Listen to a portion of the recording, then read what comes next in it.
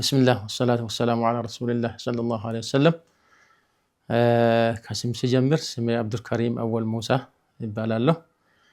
የትውልድ ቦታ ጅማ ዞን ነው። ከጅማ ደግሞ አለፍ ብሎ ስግሞ ሰጠማ ወረዳ የሚባል አካባቢ ነው። በዛ የተወለድኩበት ዘመን ወላጆቹ ብዙም መጽሐፍ እና እነዚህ ታሪክ ማስቀመጥ ብዙ ባይችሉም ደርግ ከመጣ በኋላ 4 አመት በኋላ ነው ይላሉ። በዛ ነው ተወለድኩት ኢንሻአላህ ጅማ ዞን ውስጥ ነው ማለት ነው። ቤተሰብ ሁኔታ በዛን ጊዜ እኔ ቁርአን መቅራት ሲጀምር ቁርአን እንድንቀራ የሚያበረታቱበት ጊዜ ነበር። አጋጣሚ ሆኖ ግን አንድ አጎቴ ካገቡ በኋላ ሌላ ቦታ ሄዶ ቁርአን ተምሮ ሲመለሱ እሳቸውን አይቼ ነው ቁርአን ሲቀሩ እንጂ በዛን ጊዜ ቁርአን ላይ የሚያበረታታ ወይም ዳዒዎቹ የተለያየ እንቅስቃሴዎች ያልነበረበት ጊዜ ስለሆነ እሳቸውን አይቼ እኔ ወደ ቁርአን መግባት አለብኝ ነገር ወሰንኩት እንጂ ቤተሰቦቹ ቁርአን ከመቅራት ላይ ማነሳሳት ያው እነሱ ወይም ገበሬ ከሆነ ግብርና ላይ እንድንሰማራ እንደዚህ አይነት ሐሳብ ነበራቸው። ግን አላህ Subhanahu Wa Ta'ala ደግሞ የፈለገውን በፈለገበት ጊዜና ቦታ ወደ ፈለገበት አቅጣጫ ስለሚወስድ እንጂ በዛን ጊዜ በጣም በዲን ደከም ያለ ጊዜ ነበር። አሁን ያለበት ያለን ዓለም ገና አካባቢ ብለናል። ስለዚህ ያው ኹጥባ ኢማምነት ከዚህ በፊት ከሁለቱ መስጂዶች ደርስ በመስጠትና እዚህኛው አሁን ጎረቤት መስጂድ አለ። አንዳንድ ጊዜ ያው በኹጥባም ደርስ ቋሚ ደርስ ይሰጣሉ፣ አስተምራለሁ ነይቼ ማለት ነው። ላይ መስጂድም እንደዛ ነው። ኢማምነት ነበረው አንድ መስጂድ ነበር ከሰበት አካባቢ አማር መስጂድ ይባላል። እሱ የተወሰነ 3 አመት አካባቢ ይመስለኛል እሱ ነው በቋሚነት ሲያሰግድ ነበረው። ከዚህ ግን መርካዝም ስለነበረ ራቅ ስላለ አሁን እዛኛው ትቻለው ነው። እዚህኛው ሁለት መስጂድ መሃል ስለሆነ ያው የኸደምኩ ያለው እዚህኛው ነው። ከአሊፍ ጀምሮ ቅድም እንዳነሳሁት አንድ አጎቴ ተምሮ እንደነበረው እሳቸው ቁርአን ጧት ለኔ አዲስ ነው። ሰፈር ሄዶ ከተመለሱ በኋላ ቁርአን ይቀራሉ ጧት። እኔም ያን ሲያዳምጥ መቼ ነው ቁርአን የሚቀራ ምን ነገር በውስጤ ሲመላለስ ነበር። ከዛ 82 ላይ ትምህርት አስገቡኝ። ትምህርቱን እስከ 3ኛ ከተማርኩኝ በኋላ ወደ ቁርአን መሄድ አለበት ብዬ ወደ ቁርአን ገባሁ። ይዞኝ ሰፈር ሄዱ። ከዛ እዛም ሙሳፍርነት በጣም ከባድ ነው ልምድም ስለሌለኝ የተወሰነ ጊዜ እየሄድኩ እየተመላለስኩ አንድ ሼኽ ላይ ካጎቴም ጋርም ሆኜም ቁርአን እየቀራሁኝ ወደ 2 አመት አካባቢ ብዙ ጊዜ ቋሚ አይቀራም። አንዳንድ ጊዜ ይቀራል፣ አንዳንዴ ይቆማል። ከዛ ነው ጀመርኩት ማለት ነው። አካባቢ ላይ ጀምሬ ከዛ ሙሳፍርነት ጀምሬያለሁ። ከዛ ከቆየም በኋላ ቁርአኑን በተጅዊድና አህካሙንም ሲማር ነበረው አንድ ሼኽ መሐመድ ኑር ይባላሉ፣ ውጭ ሀገር ነበሩ። እሳቸው ላይ ቁርአን ተጅዊድና አህካሙን እና ትናንሽ ክታቦች መቅራት ጀመርኩት ከሙሳፍርነት ጀምሬ ማለት ነው። ከዛ ከቆየን በኋላ የተለያዩ ክታቦችን አጫጭር ክታቦችና የአህካም ቁርአን ከቀራን በኋላ ወደ አካባቢያችን ከአርሲ አካባቢ የመጡት ከባሌ አካባቢ ነው ይባላሉ ሼክ መሐመድ አሚን ፈናቸው ናህው ነው አብዛኛው ናህዊ ላይ ሰርፍ ላይ ሌሎችም ክታቦችንም ያስቀራሉ፣ ተፍሲር በደንብ ያስቀራሉ። ከዚህ ጋር ያይዞ እሳቸው ላይ ሰፈርም ከአካባቢያችን 1 ሰዓት ከታኩል ይሆናል። እዛ ሙሳፍርነት ቁጭ ብለን አንድ ጓደኞች ነበረን አንድ ላይ 3 ሰዎች ተበለን እንታወቃለን። ሼክ አብደላ ጀማልና ሼክ ምስባህ የሚባሉ አሉ። 3ቱም ታይዘን ጀመር ነው። እነሱ ላይ ተፍሲርንም ቀራን፣ ናህውንም ቀራን። አጫጭሮችን ናህው ከቀራን በኋላ አሁን የኪታብ እየጣፈጠን መጣንና አንዳንድ ጊዜ ደግሞ እዛ ከኡስታዞቹ የሚخدማቸው ብዙ ህዝብ ላይ ትኩረት ከሚደረግ ለሳቸው መሬት ተሰጥቶ ደረሶቹ የሚሰሩት ምርት በቆሎ የተለያየ ነገር ይሰራላቸዋል። ኪታብ ይቆማል። ዛሬ ያው የኡስታዝ ስራ ነው ተብሎ አንዳንድ ጊዜ ኪታብ ሲቆም ይሰማናል። ይሄ ቀኑ 2 ቀን 3 ቀን ከሳምንት እንደዚህ አንዳንድ ኪታብ ሲቆም ብለን ኡስታዙን ስናማክራቸው ነበር። እሳቸውን ስናማክር እንደና በቃ እንዲህ ካላችሁማ አሉ ሁሌ ኪታብ እንቀራለን ካላችሁ ወደ ሐረር ሄዱ አሉ። እንደዛ ነው። እሺ ማን ጋር እንሂድ አመላክቱን። በዛን ጊዜ ከባድ ነው። በዚህ ወደ አዲስ አበባ ከዛም መምጣት መንገድ የሚመራ ሰው ከሌለ መንገዱ ትንሽ የምንሰማው ቂሳዎቹ ከባድ ስለሆነ ሰውን ፈላልገን ወደ ሐረር ገባን። ይሄንበት አንድ የጅማ ልጅ ነው ሄዶ ደረሶችን ያመላልሳል። ደረሶችን ሲያመላልስ እኛ አዲስ አበባ ላይ ያው ብዙ ደረሶችን ሌቦች የተለያየ ነገር ይነሳል። ስለዚህ መንገድም አናውቅም፣ ሰው አናውቅም። መሄድ ግን እንፈልጋለን። ሐረር ላይ ተምሮ የመጡ ሰዎችን ስናቸው ይስቡናል፣ አለባበሳቸው ይስበናል። ዳዋ ሲያረጉም ደግሞ አይተን ጉጉት ውስጣችን ስለፈጠረ መሄድ አለብን። የት ነው የምንሄደው? መጀመሪያ ሐዲስ ናው ትንሽ ተማር ነው ሐዲስ ያለበት ቦታ ነው ተብሎ ለሱ ብር ከፈል ነውና አዎ እዛ ደርሶን እንዲመለስ እሱ እንደዚህ አይነት ስራ ላይ ነው የሚሰራው። ከዛ እስከ ሐረር ድረስ በባስ ወሰደንና እዛ ደረሰን። እዛ ሐረር ስንደርስ ገለምሶ ከገለምሶ ወደዚህ ነው ጭሮ አለፍ ብሎ እዛ መማር ጀመር ነው። እዛ ስንማረው እንደ አካባቢያችን አይደለም። የአኗኗር ሁኔታ ያው የሚበሉ ሁኔታዎቹ በጣም ለየት ያለ ነው። በጣም ክብደት ነበረው። በዛን ጊዜ ቀሪያ የሚባል አለ። ቀሪያ እስክናገኝ ድረስ መስጂድ ስናድር ነበረ። መስጂድ ስናድሮ ደረሳውን ይዞም የሚሄዱ አሉ፣ ይዞም የማይሄዱ አሉ። እኛ ከሼህ አብደላ ጋር ለምሳሌ 1 2 3 ቀሪያ እስክናገኝ ድረስ መስጂድ ሰው ጥሎን ይሄዳል። ጠዋት ስንነሳ ምንናገረው ሰውም የለም። እንደዛ የተለመደው ደረሶች ጋር ተጠግቶ ቀሪያ እስኪገኝ ድረስ ይቃይዞ መንደር ላይ ያው እንዞራለን።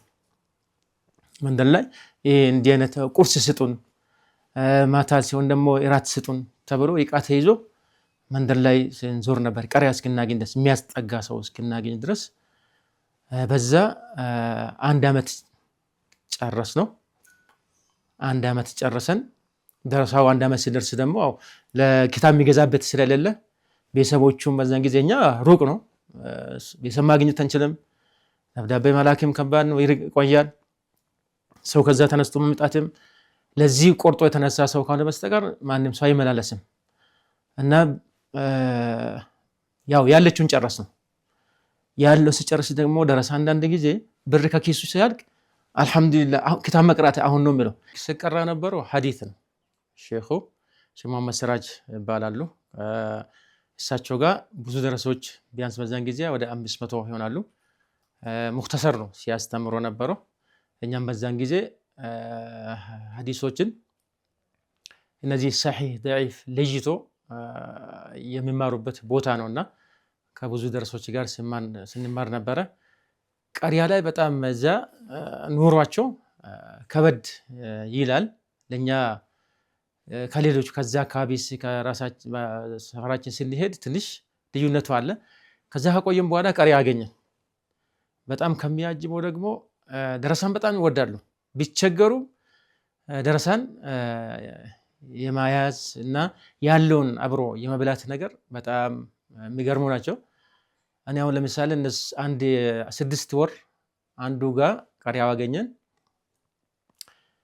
እና ግልጽ ነው ቀን ወደ ቀዬ አካባቢ አይመለስ፣ ወደ ቀሪያ መመለስ አይቻልም። ጧት ነገር ተበልቶ ከኢሻ በኋላ ኸለዋችን ውስጥ እንገባለን። እዛ ባይሆን ይቃ ምግብ ልጆች ካሉ ልጆች ሊኩልናል፣ ከሌለ ግን ሄደን እንቀበል ነበር። ሶስታችን አሁን 3 ሆነን አንዳንድ ጊዜ የሶስቱ አንድ ላይ ከተገኘ አንዱን የሁለቱን በልተን አንዱን ሱር አስቀምጠን ሱር በልተን ማጾም ነው። መጀመሪያውኑ ቀን የሚበላ ነገር ስለሌለ ሎዝ ነገር የተገኘ ካለ በስተቀር አይገኝም እና አንዱን አስቀምጠን እንጾማለን ለፍጥር። እንደዛ እያለን አንድ ቀሪያ ደግሞ ይሄላቸውን የሚቀብሩት የሚያከማቹት መሬት ውስጥ ነው፣ ምድር ውስጥ ነው። እዛ ቆፍሮ ለቅለቅ አድርጎ ሰው በሲሚንቶ እንደሚሰራ እነሱ የሆነ ነገር ያደርጋሉ እንዳይበላ በምስጥ። ጠራኝና አብዱል ከሪም አለኝ። ለበይክ አቦ እኛን ለአላህ ትተህን ለምን አልኩ። ምንድነው? መጀመሪያው አላህ Subhanahu Wa Ta'ala አንተን ሰባ አድርጎኝ ለኔም አንተ ሆኖ አጋዥ ሆነ እየተማርኩ ነውና ምንድነው ስለው ይሆናና ይዋል ከፈተና ጉርጋዱን ምንም የለም በቆሎ ዘውስጥ አልቋል። ስለዚህ እኛ አላህ የረዘቀን ከቲም ሮጠን እናገኛለን። አንተ ደግሞ እኛ ጋር መቸገር የለብህም ሌላ ቀሪያት ትፈልጋለህ አሁን ባዶ ሆኗል አለኝ። በጣም ነው ተሰማኝ ማለት እስከዛ ደረጃ ግልጽነታቸውም በጣም ደስ የሚል ነውና እዛው ከጓደኞቹ ጋር ሶስት ሆነ የሶስቱን ሲመጣ አንዱን እየበላን እንደዚህ ያለን ቆየን። እዛ ቀሪ አልፈለኩም ከለዋለች ከተለያዩ ከወሎ ከደሴ ባሌ ልጆችም አሉ አንድ 6 ሆነን ነው ስንኖር ነበረው። እዛ አንዳንድ ጊዜ ምን ያጋጥማል ጧት እዛም ክታብ ከመጣልን በኋላ ወደ ሰፈሩ ስንሄድ አንዳንዶቹ ውሻዎች ይኖራሉ የሚያሯሯጣቸው አለ ብዙ ፈተና ነው የሚያጋጥመው። አሁን ያው ያለንበት ጊዜ የሚማር ለየት ባለ መልኩ ቀለል ነው እንጂ በጣም ከባድ ነበረበት ጊዜ ነበረ። ከዛ ሼኹ ከዛ ተነስቶ ሁኔታው ያው የኑሮ ሁኔታ በጣም ከባድ ስለሆነ ወደ ጅማ አካባቢ እንዲሄዱ እንደምንም አባብሎ ወደ እኛ ሀገር ሼኹ ተወሰዱ።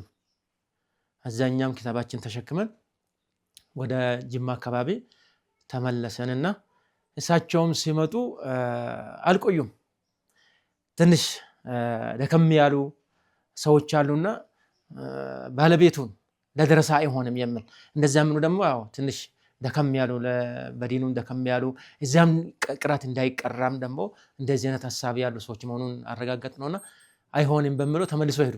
ከአስፋልት ጅማ አካባቢ ነው 2 ሰዓት አካባቢ ነው ክታብ ያዝነው ክታቦችን በሙሉ በጭንቅላታችን መኪና የሚባል ነገር በዛ የለም መሃል አቋርጦ የሚሄዱም የለም መኪና ተሸክመን 2 ሰዓት ያክል በጣም ደክሞን እዛ ከደረሰን በኋላ አልናቸው ግን አልተቀበሉም።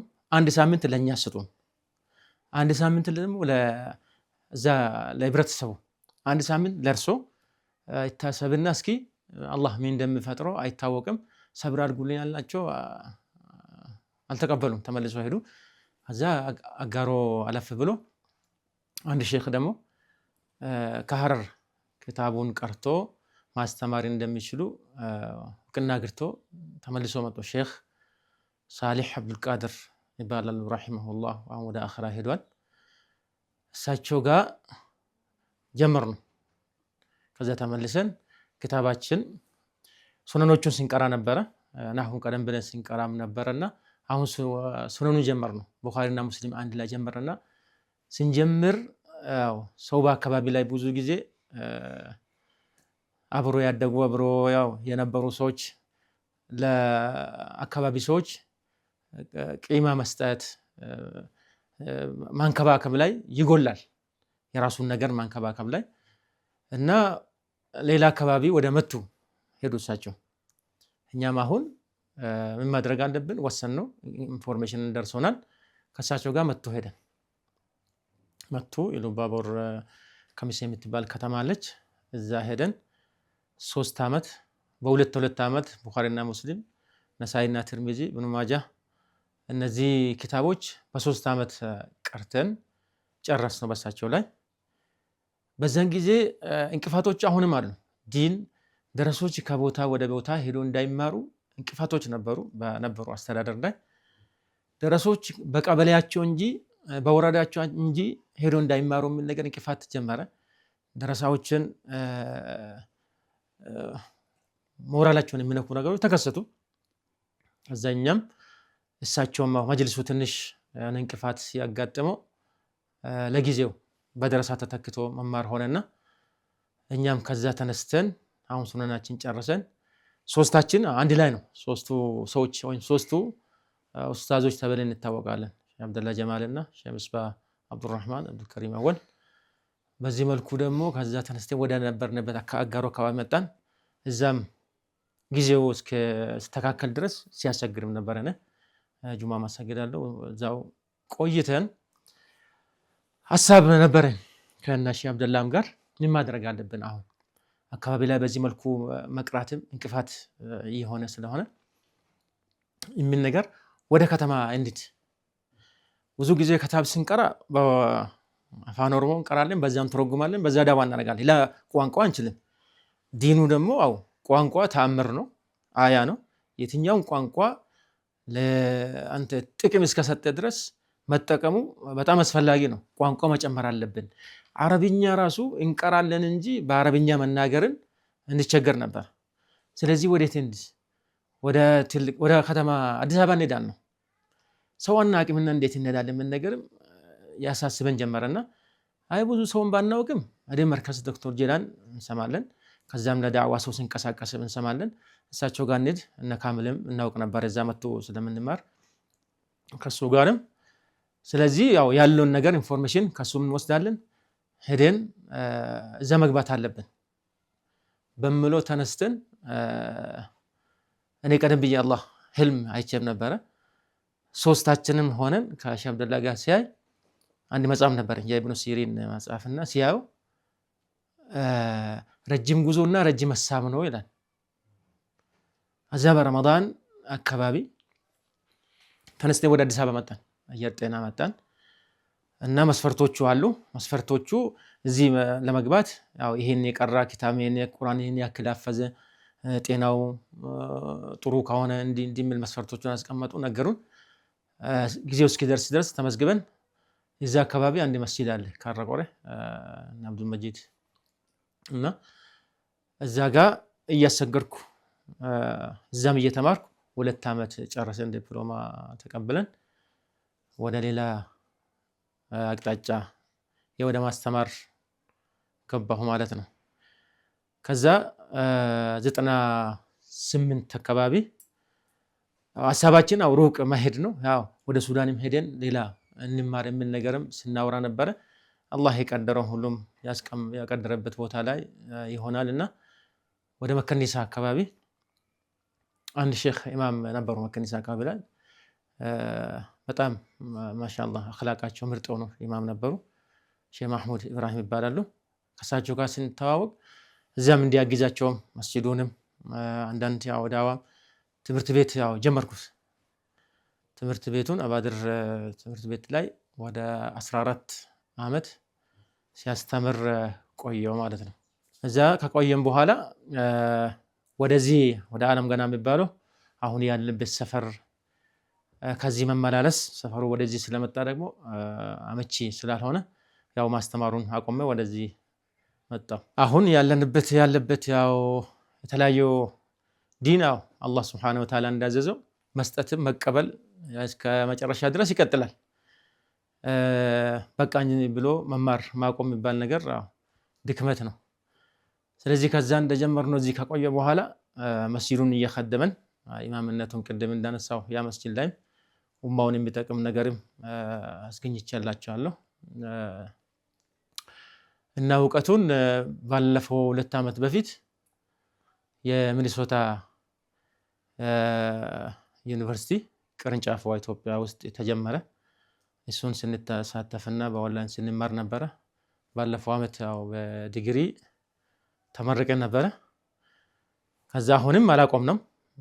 በማስተርስም ደግሞ አንደኛ ዓመት አሁን ተፈትነን እሱን እየተማረን ያለበት ጊዜ ላይ ነው እና ሌላው ስራው ኡማውን መኸደም ይቀጥላል።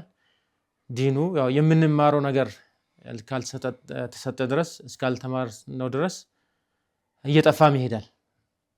ትምህርት ቤት ውስጥ የሚሰጠው መድረሳ ውስጥ የሚሰጠው ትምህርትና መስጂድ ላይ የምናስተምራቸው የተለያዩ ናቸው።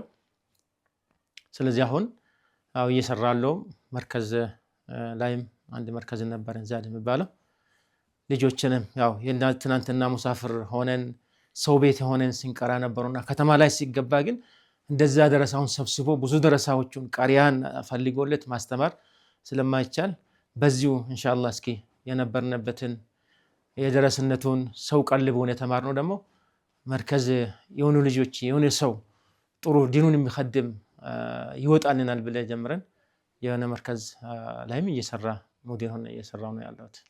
የጁማ ደረጃ በጣም በዚህ አጭር ሰዓቱ ተገልጾ የሚያልቃም አይደለም። ነብዩ ሰለላሁ ዐለይሂ ወሰለም خير يوم طلعت عليه الشمس يوم الجمعة ብሎ ፀሐይ ከሚወጣበት ቀን ጁማ ቀን ካሉ በኋላ አደም የተገኙበትን አንስተው ቂያም የሚቆምበትን አንስተው እሳቸውም ጀነት የገቡና የወጡበትን አንስተው አሁንም የጁማን ታሪኩን ለኡማ ነው ይሄ ሁሉ ደረጃውን መግለጽ። እኔ ኹጥባ ለማዘጋጀት ኪታቦች አሉኝ። ብዙ ጊዜ ኪታቡን በዛኛው ኪታብ የኹጥባ ኪታብ ራሱ የተቻለ ተዘጋጁ ኪታቦች ድሮም አሉ አሁንም አለን። በዛ አልሄድም። ብዙ ጊዜ አሁን ወሩን ሲያስብ ወሩ ምንድነው? ቀኑስ ምንድነው? በዚህ ወር ላይ ምን ተከሰተ ብሎም አንዳንድ ኪታቦችን ታሪኮች አሉና ከዛ ጋር ያያየው ለማዘጋጀት ሞዴል ሆነ እየሰራው ነው ያለሁት።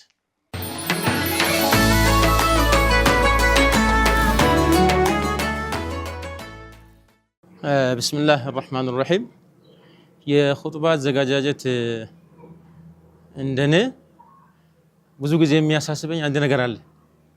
ለምሳሌ ሳምንት ሲያልፍ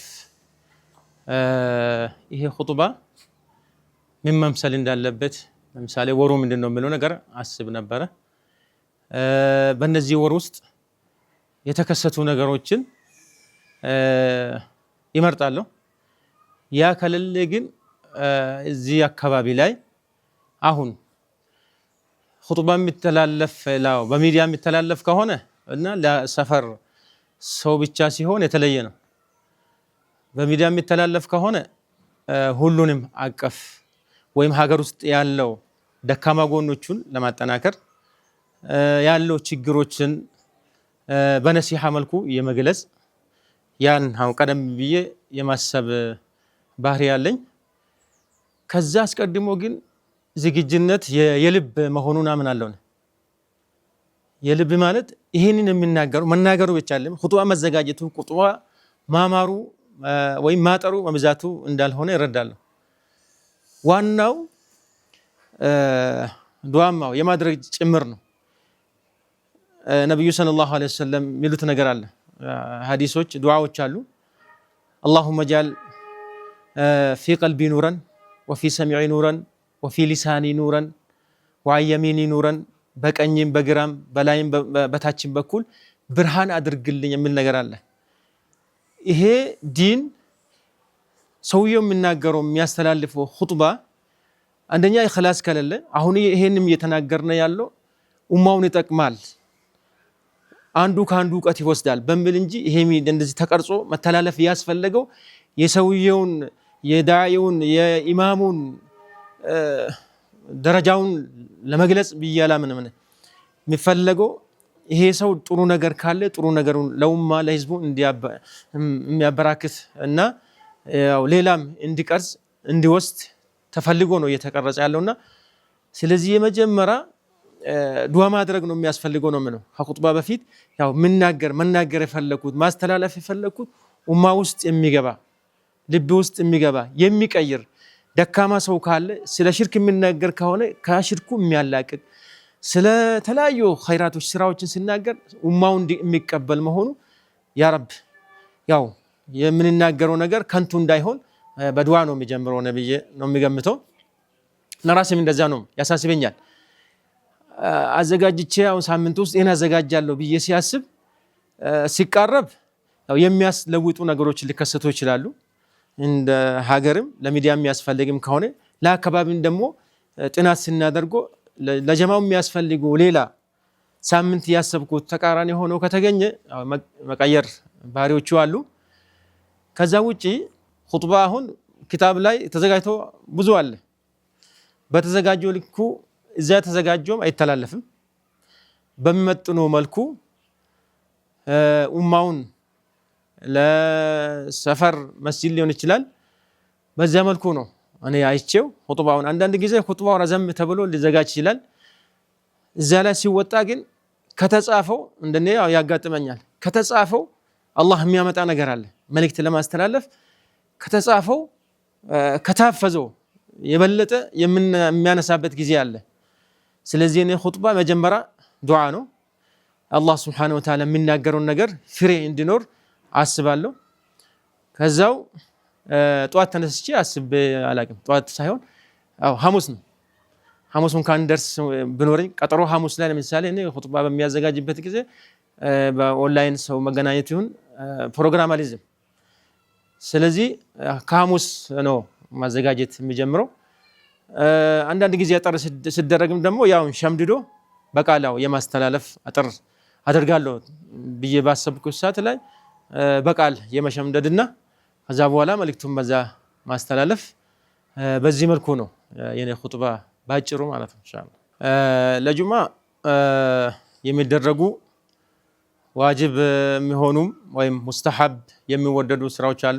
ለምሳሌ ለጁማ ለመዘጋጀት ሲባል በምናስተምርበት ጊዜ ለምሳሌ አሁን መድረሳ 14 ዓመት ብዬ ነበረ። ጁማ በጉጉት እንጠብቅ ነበረ። ለመዘጋጀት ነው ጉጉት ማለት ሌላ ጊዜ ማስተማር ስለሆነ ያው መገናኘቱ ጊዜ አግኝተን የምናደርጋቸው ጁማ ቀን ለምሳሌ ያቺ ዱዓ አለች ተተባለ ተሰብስቦ ዱዓ የማድረግ ያው የመመካከር እናደርግ ነበር። ስለዚህ ቀደም ብለን ለጁማ ልብሶቹ ይዘጋጃሉ። ለጁማ ገላ መታጠብ አለ። ከሚወደዱ ስራዎች ሽቶ የመጠቀም ያን ማዘጋጀት እና ሌላው ጁማ ቀኑ ቀጠሮ ከሰው ጋር አለማያስ ያን ነገር አላደርግም። በዚህ መልኩ ለጁማ ሰዓቱ ሲደርስ በተቻለ መጠን ነብዩም ሰለላሁ ዐለይሂ ወሰለም ጁማውን ታጥቦ ወዱእ አድርጎ በጊዜ የሄዱ ሰዎች የሚሉ ነገር ለማግኘት ያው ሁሉም ሰው ደረጃው 3 ተደርጎ ተቀመጠ ያለ ሀብታም አለ፣ መካከለኛ አለ፣ ደሃ አለ። ደካማ መካከለኛ የሆነ ሰው ራሱን በየሳምንቱ ግመል አርዶ ግመል ሰደቃ የማድረግ ባህሪ ያን ለመሞከር ጥረትና በኔ በኩል እና ቤተሰቦቹም እንዲያደርጉ ከሚጥረውና ከሚዘጋጀው እነዚህ ናቸው ማለት ነው።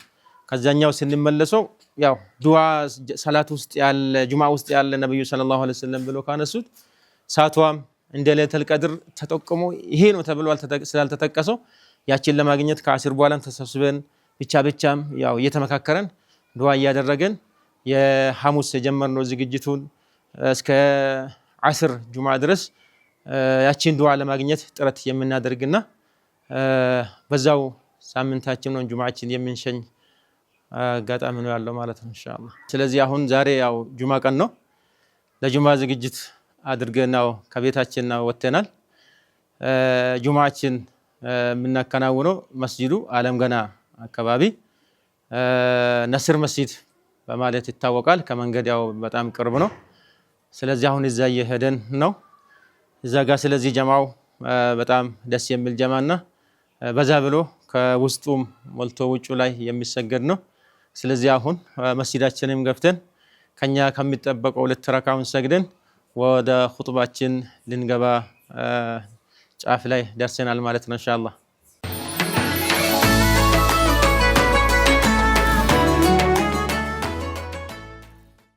ቢስሚላህ ሰላቱ ወሰላሙ ዐላ ረሱሊላህ ሰለላሁ ዐለይሂ ወሰለም። ያው ሰፈሩ ጅማ ሰፈር አሁን ያለበት ጅማ ሰፈር ብሎም ይጠራሉ። እንደ አጠቃላይ ደግሞ አለም ገና ነው። አለም ገና ኬንቴሪ አካባቢ በሚባል ይታወቃል። የሌላ እምነት በዛ የሚታወቀው ስምም አለ። ስለዚህ ያው እዚህ ዙሪያው መስጂዱ የተወሰነ በዛ አለ መካከለኛ መስጂዶችም አሉ። አሁን እዚህ ያለው ነስር መስጂድ ነው። ነስር መስጂድ የቆየ መስጂድ ነው። መጀመሪያ ነበረው ትንሽ መስጂድ ነበረ። ከዛ አንድ ወንድማችንም ያው ኢማምም ናቸው ሼክ ዛክር የበለጠ እዚህ ደረጃ እንዲደርስም ሌሎች ወንድሞችም ጭምር መስጂዱ እዚህ ደረጃ ተሰርቶም መስጂድ አንድ ኸይራቶች ብዙ ጊዜ ያው በትንሽ ሰው ጀምርና ትልቅ ደረጃ ይደርሳል።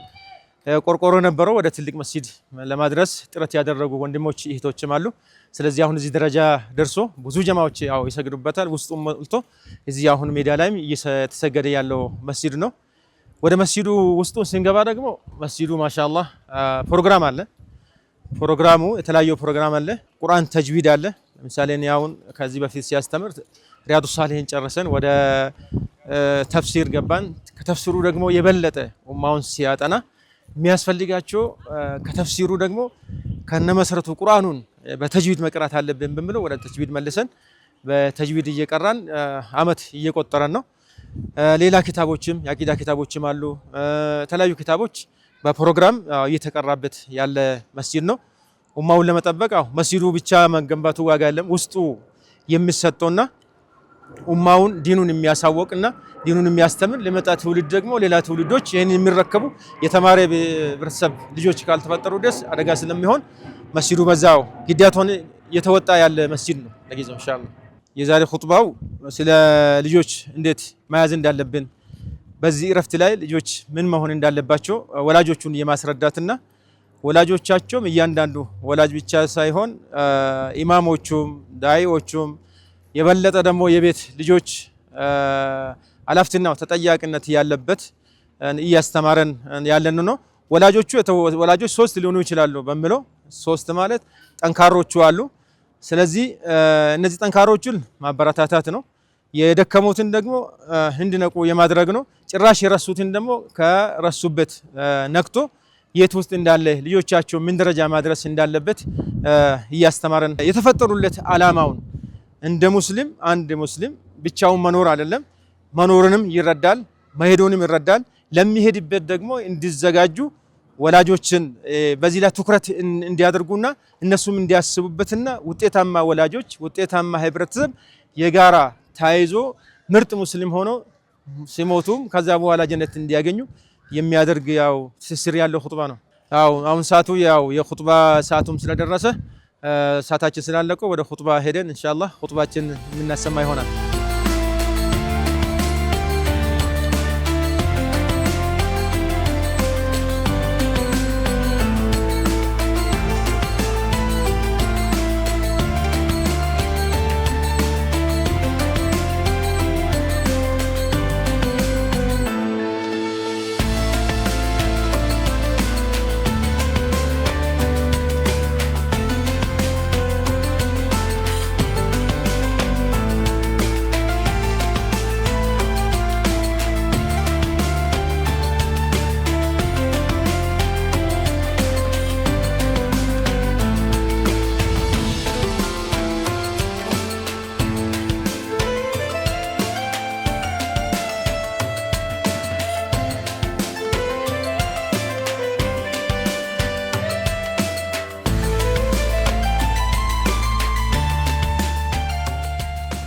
اللهم أصلح لنا قلوبنا وأصلح لنا ذرياتنا وأصلح لنا حياتنا وأصلح لنا معيشتنا وأصلح لنا إلى ما تحب وترضى يا أكرم الأكرمين. يا رب أكرمنا بالإيمان وأكرمنا بالقرآن وأكرمنا بالسنة وأكرمنا بما أكرمت به عبادك الصالحين. ربنا آتنا من لدنك رحمة وهيئ لنا من أمرنا رشدا. اجعلنا من عبادك المتقين، اجعلنا من عبادك الصالحين، اجعلنا من عبادك الغانمين، ولا تجعلنا من الفاسدين والمفسدين، ولا تجعلنا من الغافلين يا أكرم الأكرمين. يا رب حسن أعمالنا، يا رب حسن خلقنا كما حسنت خلقنا يا أرحم الراحمين. ربنا أتمم لنا نورنا واغفر لنا إنك على كل شيء قدير. يا رب انصر دينك وكتابك وسنة نبيك وعبادك الصالحين. يا رب رد عنا وعن ديننا وعن أمتنا كيد الكائدين وشر الحاسدين وفساد المفسدين ومكر الماكرين وحقد الحاقدين يا أرحم الراحمين. يا رب انظرنا بين رضاك وكرمك وجودك يا أرحم الراحمين. ربنا اغفر لنا ولإخواننا الذين سبقونا بالإيمان ولا تجعل في قلوبنا غلا للذين آمنوا ربنا إنك رؤوف رحيم. ربنا آتنا في الدنيا حسنة وفي الآخرة حسنة وقنا عذاب النار. عباد الله، إن الله يأمر بالعدل والإحسان وإيتاء ذي القربى وينهى عن الفحشاء والمنكر والباقي يعظكم لعلكم تذكرون. اذكروا الله العظيم الجليل يذكركم واشكروه على نعمه يزدكم ولذكر الله أكبر والله يعلم ما تصنعون.